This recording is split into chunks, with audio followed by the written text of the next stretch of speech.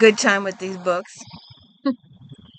Hey, welcome to Flashback Monday, where we talk about, flash books in the past. And what you call it? Sorry, I was at a conference this weekend. I didn't sleep for 48 hours. Now I've had some sleep. Now I feel very discombobulated. Like I'd been on a drinking binge. There was no alcohol, 0%.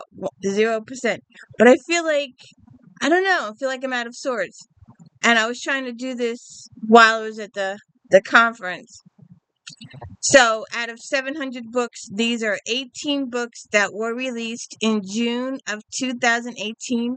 And it just makes me miss my Romantic Times book review magazine even more every day. I miss that magazine. We got to get back to it. If anybody has any suggestions for going backwards, leave them in the comments because we will eventually catch up to current times. So anyway, this is the D. Louise book series. This is where we read books, talk about books, no special effects, no theme music, no fancy smashy stuff going on there. And as you can tell, someone may or may not have missed me yesterday. But when I came home, she just gave me the cold shoulder. She was mad that I left for an entire 24 hours. Oh, good God, 24 hours. Just too much. But she was pissed. So now she's like, pet me, mommy, pet me, mommy, pet me, mommy. Pay attention to me, mommy. So anyways, our first child of the day is Jennifer L. Armentrout, Moonlight Seduction. Nicolette Bassett never thought she'd return to the DeVincent's Bayou compound. It's where her parents worked, where Nikki grew up, and where she got her heart broken by Gabriel DeVincent himself. Yet here she is, filling in for her sick mother. Avoiding Gabe should be easy, especially when so much of Nick's time is spent trying not to be stabbed in the back by the malicious hangers-on who frequently the mention. But escaping memories of Gabe, much less his smoking hot presence, is harder than expected, especially since he's determined to be in Nikki's space as much as possible. You think he wants her to date? You think? Gabriel spent years beating himself up over his last encounter with Nikki. He wanted her then, but for reasons that were bad for both of them. Things have now changed. Gabe sees more than a girl he's known forever. He sees a smart, talented woman, one who's being stalked from the shadows. Now Gabe has got to keep her safe. See what happens. If you're going to pay attention to me, then I'm just going to take a bath. So I don't know that you're paying attention to me. The books are really, really good. Now, if you like Miss Buffy and you like Mr. Spade, but understand, listen, if you go watch a Buffy episode, close your eyes when Spike speaks. Okay? He has one tone only. So the audiobooks are told in one tone only. Even when there's excitement going on or something exciting or action going on, he speaks in one single tone. Never rises or lowers his tone. So in my personal opinion, the audiobooks suck. But the books are great. Mr. Butcher! We got to do these one day. I'm collecting some of them. Some of the early ones are hard to get, but they've come through the thrifty. We're just going to continue to take a bath.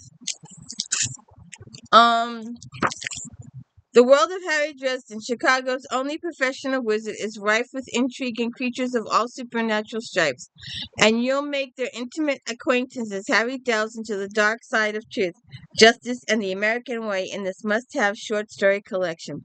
From the Wild West to the bleachers at Wrigley Field, humans, zombies, incubi, and even fae royalty appear, ready to blur the lines between friend and foe. In the never-before-published Zoo Day, Harry trends new ground as a dad, while fan favorite characters Molly Carpenter, his one-time apprentice, White Cloud Warden, Anesthesia Loco, and even Bigfoot stalk through the pages. My table here. Miss Michaels, Truth or Dare.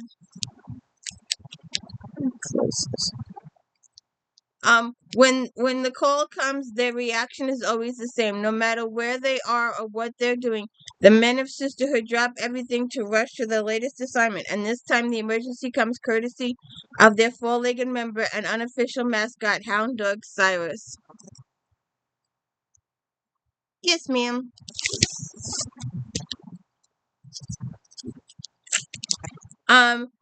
While Bolo member Joe Espinoza is driving along an isolated country road with Cyrus in tow, he catches a glimpse of a movement in the woods bordering the road and notes Cyrus pawing desperately at the car window. As soon as he pulls over to investigate, Cyrus bolts out the door and leads Joe to three children clustered together, bedraggled, silent, and scared out of their wits. As soon as he brought the children to safety, Espinoza arranges an urgent meeting. What's going on there? It's a little... Is that at her wheelhouse? Is that something different? I thought she was just mushy romantic angst stuff. Non-angst stuff, or some angst, but more danger than more angst or danger than angst. Miss Robots, the Moscow Deception. Bianca St. Ives was recently put through the ringer, but she came out the same way she always does. The way her father trained her. Oh, wait a second.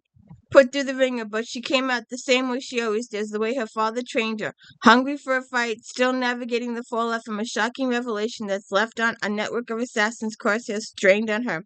Bianca's ready to take her fate into her own hands. It's kill or be killed, and she's got her fingers flush against the trigger. But as Bianca races to outmaneuver her tireless pursuers, her father loops her on the job that might just do the trick. Recover King's Pram treasure, a collection of heavily guarded, priceless artifacts stolen by the Russians during World War II, and return it to Germany. Impossible for some, but not for her. The Emerald Sea, Miss Mead, Miss Succubus Me. I got those books. We did those. She must become the glittering quartz diamond, the girl with the highest test scores, the glamorous wardrobe, and the greatest opportunities to match with an elite suitor in the New World. Training alongside other girls in the glittering court, Tamison immerses herself completely in lessons about etiquette, history, and music.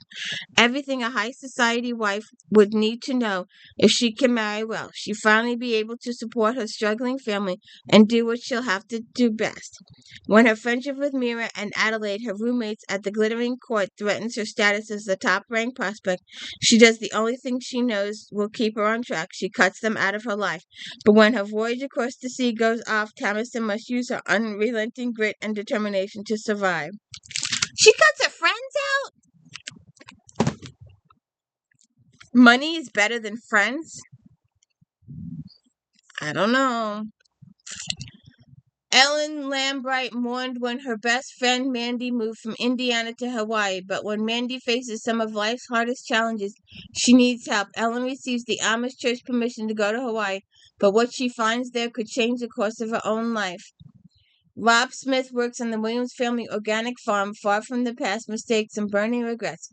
When Ellen befriends Rob, the attraction between them is mutual. Ooh, love. What? What's Miss Smokey? I see you. Jacqueline CAREY.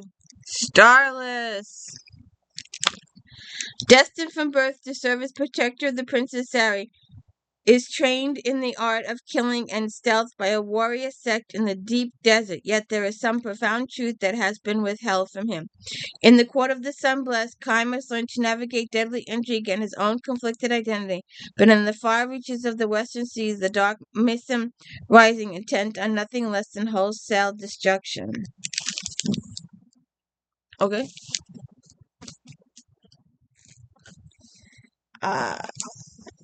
Now, I haven't read this series. If you haven't read her vampire series, it's like 4 books. And, what you call it? Do YouTube, do, Blood Ties. Do a search. She is the only one that I know of to date. If anybody knows of another one, let me know in the comments. Seriously. I have been looking for like 30 years, and I have not found anything like this. Her other books, her blood type books.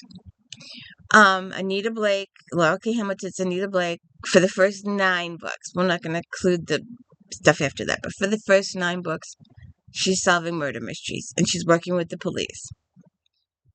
Tanya Huff's books, the detective works with a vampire, solving murder mysteries.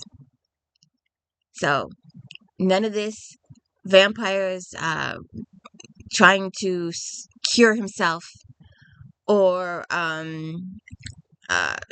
any too much relationship angst or too much adultness.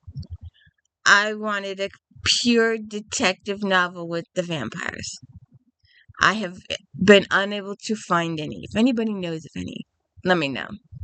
But seriously, I've looked and I've looked and I've looked, and I don't want somebody that wants a cure or trying to change themselves or anything like that. I wanted detective fiction. Oh, there's Nick at Night too, but that was a TV show more than anything. But Blood Ties is like 4 books before she went off the rails with something else. But just the first 4 books. So anyways, Miss Huff and the Privilege of Peace. Warden Torrin Kerr has put her military career behind her and built a life away from the war and everything that meant. From the good, from the bad, from the heroics, from the betrayal, she's created a place and purpose for others like her. A way to use their training for the good of the Confederation. She has friends, family, and purpose. As one of the prime organizers of the Justice Department's new strike teams, independent units that can be sent wherever there is trouble, Torrin has helped to build a force that can take down lawbreakers who are beyond the reach of the military. Yet, even with the powers granted them, Torrin and her fellow wardens may find some of their old enemies almost impossible to overcome. So, and I just thought of this. D. Louise book series, If Then, the vampire ones, I show the Huff books, and I talk about the Huff books. This next book we just did on the channel a couple of months ago. We talked about this. It's a 3 or 4 book series, and I was all up in arms about the fact that there was a murder in the carriage house when there was no carriage house in the book. Oh, it was the guy from the carriage house. I don't remember. But we just did these the other day. Just did these. Catherine Hamilton's goal in high school was to escape from her dead-end home of Ashford, Maryland. 15 years later, she's got a degree in hospitality management and a great job supervising every aspect of the day-to-day operation of the high-end boutique. I would have liked another book to this series, but the author has since passed. But I would have I needed one more book just to tie up some loose ends, but we didn't get that either. When her best friend from high school asks her to come to town with the town leaders of Ashford, Kate is intrigued by the mysterious request, and she agrees to make the short trip to Ashford. Once Kate arrives, the town council members reveal that the town is on the verge of bankrupt. Somebody embezzled their funds. Kate's skills and knowledge make her the perfect person to pull the town back from the brink. The town used its last available funds to buy the huge Victorian mansion just outside of town, hoping to use it to attract some of the tourists who visit the nearby Civil War sites. But Kate has less than fond memories of the mansion for personal reasons, but to make matters worse, the only person who was presented a possible alternate plan was Cordelia, Kate's high school nemesis, but she gets murdered. We gotta figure out what's going on there. But go check out those videos. We did all. Yes, ma'am. Yes, ma'am. What's the matter? Ah, Mr. Connolly, the woman in the woods, reminds me of Cabin 10, Miss Wares. Yes, ma'am. In the Maine woods, as winter turns to spring, the partially preserved body of a young woman is revealed. It soon becomes clear that she gave birth shortly before she died, but there is no sign of the baby. Private Detective Charlie Parker is hired by lawyer Moxie Chasen to shadow the private police investigation and discover the fate of the infant. But Parker is not the only searcher. Someone else is following the trail left by the young mother before she died. Someone with interest in much more than the missing child. Someone who was prepared to leave bodies in the wake.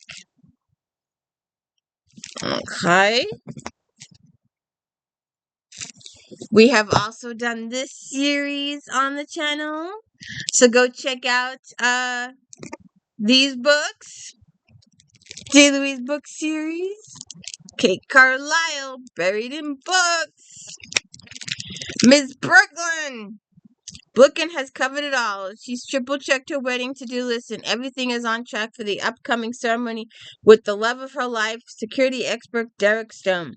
But not everyone has been lucky in love as Brooklyn. Her old library college roommate Heather and Sarah lost touch 12 years ago when Sarah stole Heather's boyfriend. Brooklyn was caught in the middle and hasn't seen her former bestie since the falling out. When they both arrive in town for the annual librarians convention and then show up at her surprise bridal shower, Brooklyn is sure drama will ensue, but she's touched when the women seem willing to sort out their differences and gift her rare copies of the Three Musketeers and the Blue Fairy book.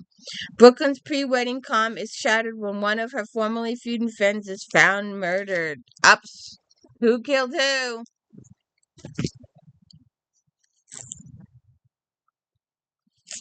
Yep. We've been watching that for an hour now. Oh, mommy's looking at me. Time for bath. Ah.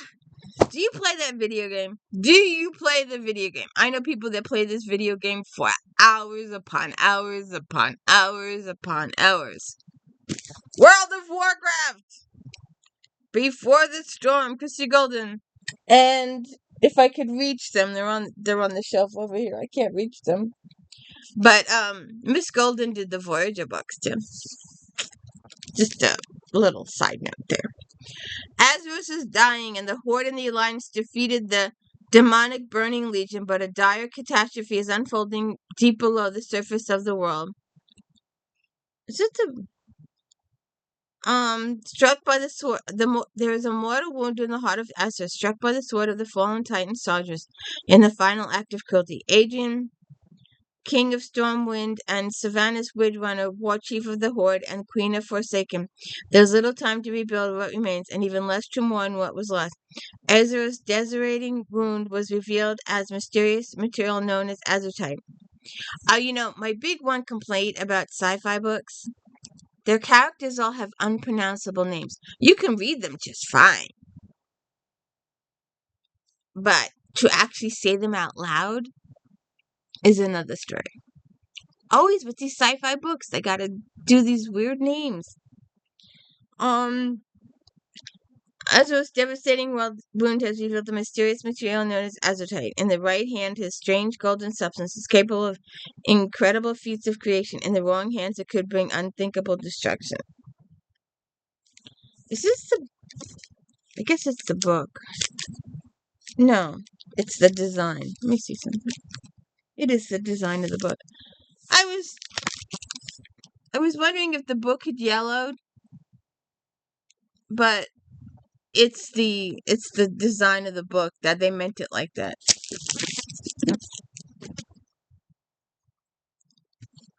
Preston and Child, the Pharaoh Key. Effective Engineering Solutions has been explicitly shut down, and the head of the company, Eli Ginn, has all but vanished, fresh off a diagnosis that gives him only months to live. Gideon Crew is contacted by one of his coworkers at EES, Manuel Gaza, who tells him the two have mere hours to collect their belongings before the office officially closes forever. After years of dedicating service in several high-risk missions, theirs seems like the most ignorable of the terminations, until Gideon and Gaza happen upon an incredible discovery. After centuries of science, a code-breaking machine at EES has cracked the long-awaited translation of the centuries-old stone tablet, the Fios disc, that dates back to the otherwise completely unknown ancient civilization. The mysteries of the message itself hint at terrible, incredible treasures, and perhaps even a world-altering secret. No one remains at EES to take on this most incredible mission, but Giza and Desire say, all right, let's do this last one before we die.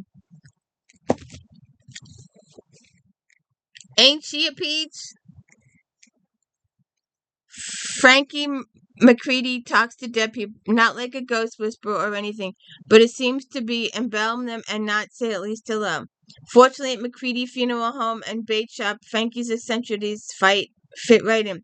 She's Lake Sackett's embalmer and county coroner, and Frankie's goth styling and passion for nerd culture means she's not your typical Southern girl. But McCready are hardly your typical Southern family in Lake Scarlet. Everyone looks out for one another, but usually means getting up in everyone else's business. Maybe that's why Frankie is so fascinated by new Sheriff Eric Linden, a recent transplant from Atlanta. He sees a homicide in every hunting accident or boat crash, which seems a little paranoid for his sleepy tourist town. But when the funeral home is subject to a series of mysterious break-ins, Frankie and Erin must team up. Oh, I hear a love story coming on. Well, it's June. Who puts out a Christmas book in June? That was my thought. That was just my random thought. As the Christmas cookie crumbles, I gotta put this in one of the food. Christmas Cozy Food Edition. At Murphy Mercantiles, aka the Merc, manager Erin Murphy is ringing in the holiday season with food, drink, and a new friend, Marilee Thornton, a local girl gone rogue. Marilee has turned her life around, but her parents have publicly shunned her, and they nurse a bitterness that chills Erin. When Marilee goes missing and her boss discovers he's been robbed, fingers point to Marilee, yet she's found dead. She was strangled with a string of Christmas lights. Not good. Not good. Not good. Another lady, if you have not watched all of my Arginos, please go check out my Arginos. And if you're doing the Arginos, you might as well do the Roman Dreskies too in Miss Carolyn Sparks. But did you know that Miss Sands has a romance side, and it deals with Scotland and the Highland, because the Highland was a big thing. There were years going where every single romance book was Highland. But Selena, if you're still here, hey Selena, this one's for you. Naked guy on the cover. There you go, Selena. Naked guy on the cover. Where you going? Ali Buchanan has retreated to his clan's hunting lodge for a few days of relaxation. But when the raven-haired beauty he pulls from the sea ocean puts an end to any chance of rest, though he christens her Jetta, she knows nothing of her real identity save that someone is trying to kill her. As she recovers, it will not be easy for Audrey to betray her and keep her honor intact when she mistakenly believes they are man and wife. Oh, good God, and he lets her do it. All right. This final lady, we have done videos on all of her books, and I was following the series very closely, reading the series very closely, and I believed it was going to go at least one or two more books to finish it off, because it was following the life of Elizabeth. And Elizabeth, she dies in like 1806, 1803, something like that. Don't quote me on that, but something around there. I forget. This was last year. And I went through all of the books. I read the last book first, and then I had to go back and reread it. And I read the entire series, and we did the entire series, and I love these books, and I was massively, massively disappointed that the author died before completing the last two books, because I really believe the series had two more books left, and then that was going to be the end of it. But this, don't step on the keyboard. So anyways, the reluctant assassin, Fiona Buckley, and Ursula Blanchard. This is an early one. This is a real early one. So it's 1608. That's what it was. I was a little off. 200 years. 1608. So this is March 1581. This is one of the early books, because the books span, and the books are like every 2 years or so. Queen Elizabeth is once again being urged to consider a marriage to the Duke of Alcon, a French Catholic 20 years her junior. The prospects of the match is causing tension throughout the kingdom. Ursula, however, has more immediate matters to worry about when her 9-year-old son is snatched away while out riding. If she's ever to see him again, Ursula must undertake an impossibly difficult and dangerous mission and commit an act of high treason. And we're going to do Fiona Buckley, D. Louise book series. So go check out all of these books. It's a good series. And that is the end of Flashback Monday. If you can please check out If Then Fridays. If you like this author, you might like that author. We got some interesting stuff coming up. Star Trek Voyager recaps. Star Trek Next Generation recaps on Fridays. J.D. Robb character spoilerizations, In Depth, D. Louise book series. The first year I reviewed all the books, and this year I am talking characters. We're just spoiling the characters. We're not talking plot at all. We're just reading all of the characters, give and take episodes throughout the books. Unboxing on Sundays. Anybody else gets a box on YouTube, they know what's in the box. They either A, ordered it, or someone sent it as a gift and off their Amazon wish list type situation. So it's something they want and they will keep. I get these boxes and I do not want them. I love opening them and the surprise of getting them. And we divide them up into one charity gets the children's books, and which, by the way, at this conference, I got a little piece of paper awarding me for promoting literacy by donating these books to the kids' organization. Me, promoting literacy. I was so surprised. And there is another contest that I compete in annually. And last year I decided that I was going to outdo myself, and I made notes on my telephone. My telephone goes off several times a week. Do this Patriot thing. And so I ended up doing literally one or two names a week. My original plan was to do 100 or so names a week, but I ended up doing literally one or two names. So by the end of the year, I only had 4,000 entries. Compared to the first time, my first year was regimental lists. I did 88,000. So, taking this year off, because next year is going to be in a too far way to go. But the following year, we got to really get the fingers typing, because it's going to be here in my hometown. And I'm like, yes, I got to win an award then. So anyways, I got an award for donating all of those books to the children organization.